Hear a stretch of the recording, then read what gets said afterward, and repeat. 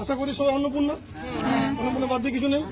আচ্ছা, অন্নপূর্ণা যোজনাতে যারা সিটিজেন পোর্টাল থেকে অনলাইনে ফর্ম ফিল আপ করেছে এমন সংখ্যা আমার ব্লকে মোটামুটি 44,500 গোটা ব্লকে।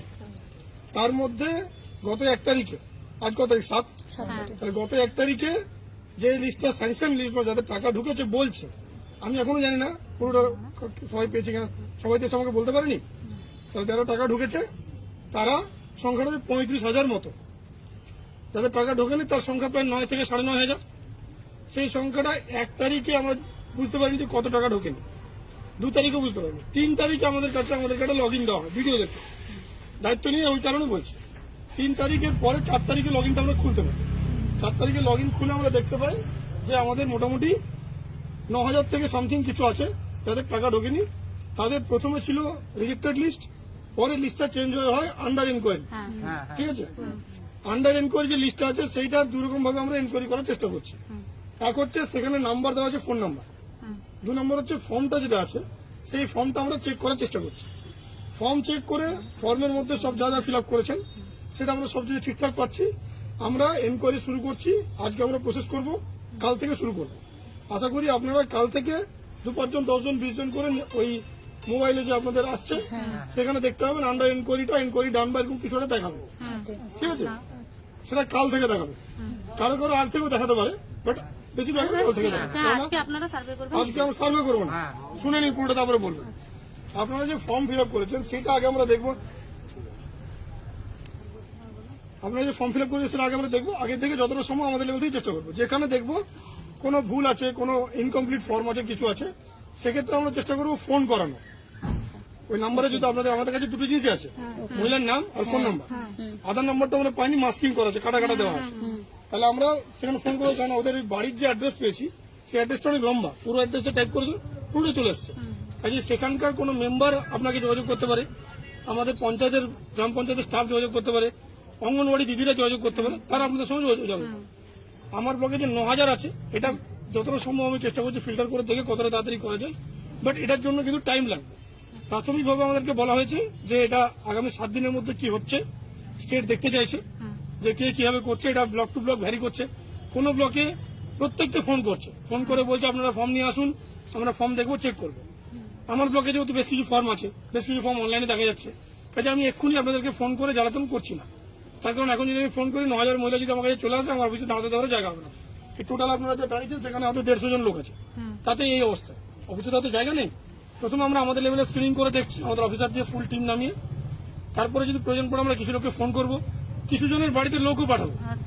কারণ যে ক্রাইটেরিয়া বলা হয়েছিল তাতে বলা হয়েছিল যে ছোট ছোট কথা জিনিস ছিল, আপনাদের বয়স 25 থেকে 60 হবে, আপনারা কোনো সরকারি চাকরি করে এমন কোনো মহিলা পাবে না, ইনকাম ট্যাক্স দেয় এমন কোনো মহিলা পাবে না, আর ভোটার লিস্টে তারা কেউ পাবে না। শুনে নিন না, বলছি তো তাহলে এই বাদ দিয়ে কোনো ক্রাইটেরিয়া আমাদের কাছে ছিল না। কিন্তু পরে কিছু মানুষের ধারণা হয়েছে যে বাড়িতে কেউ চাকরি করার টিক মারলে সে পায়নি, কিন্তু এটা পুরোটা সত্যি আমার মনে হচ্ছে নয়। তার কারণ আমি আজ সকালেই লগ ইনে খুলে যেটুকু দেখলাম, সকালে ডিএমসারের মিটিং হলো, তাতে কিছু ফর্ম আছে যাদের বাড়িতে চাকরিও নেই, যাদের ইনকাম ট্যাক্সও নেই, যাদের কোনো অসুবিধা নেই, কিন্তু তারা বাদ চলে গেছে। এবার শুনুন কেন বাদ চলে গেছে সেই কারণটা কিন্তু আমাদের কাছে আসেনি, কোনোভাবে বাদ গেছে, টেকনিক্যাল কোনো প্রবলেম হচ্ছে, কিছু হচ্ছে, সেটা আমাদের কাছে আসেনি। কিছু চাকরি করে, কিছু বাড়িতে চাকরি আছে, হাজবেন্ড বা বাবা চাকরি করে, আগে শুনুন, কিছু বাড়িতে এমন আছে মহিলা যে হাজবেন্ড বা বাবা চাকরি করেন, তারা পেয়েছে। কিছু জায়গাতে আছে যে ভুল করে ফর্ম ঠিক করেছেন, তারা পাননি, কিছু ফর্মে ভুলও আছে।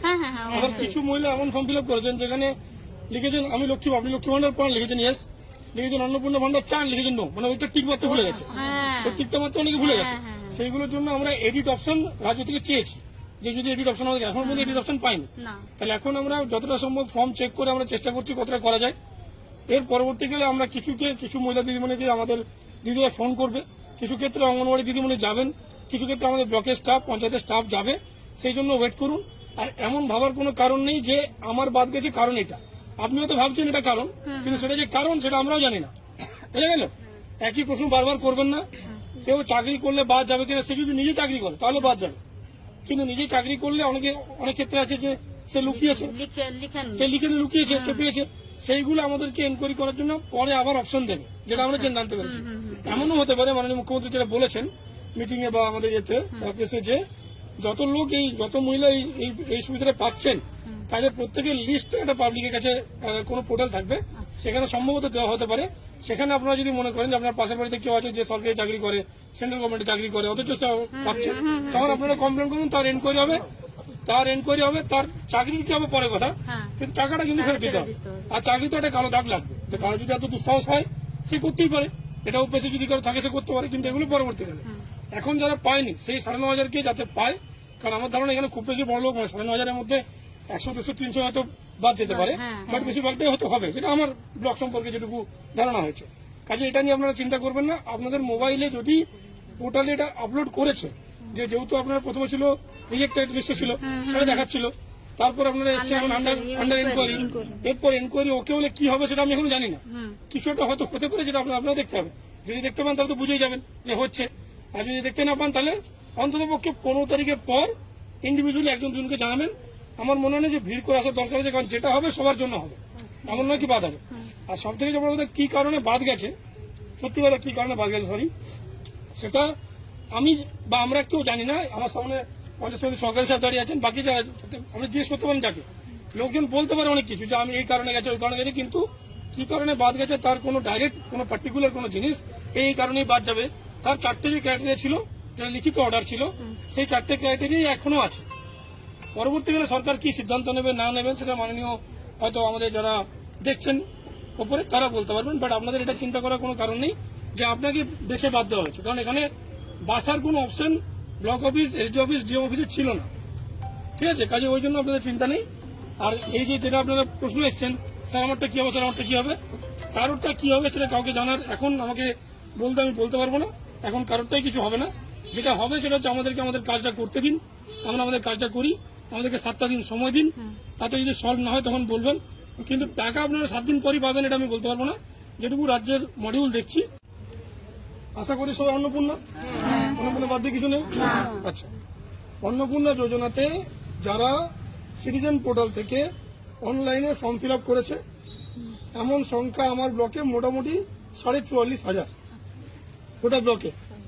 তার মধ্যে গত 1 তারিখে, আজ কত তারিখ 7, তাহলে গত 1 তারিখে যে লিস্টটা স্যাংশন লিস্ট বা যাদের টাকা ঢুকেছে বলছে, আমি এখনো জানি না পুরোটা সবাই পেয়েছি কিনা, সবাই তো আমাকে বলতে পারেনি, তাহলে যারা টাকা ঢুকেছে তারা সংখ্যাটা 35,000 মতো, যাদের টাকা ঢোকেনি তার সংখ্যা প্রায় 9 থেকে 9,500।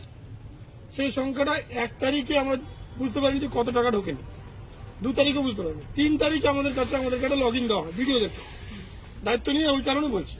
3 তারিখের পরে 4 তারিখে লগ ইনটা আমরা খুলতে পারি, 4 তারিখে লগ ইন খুলে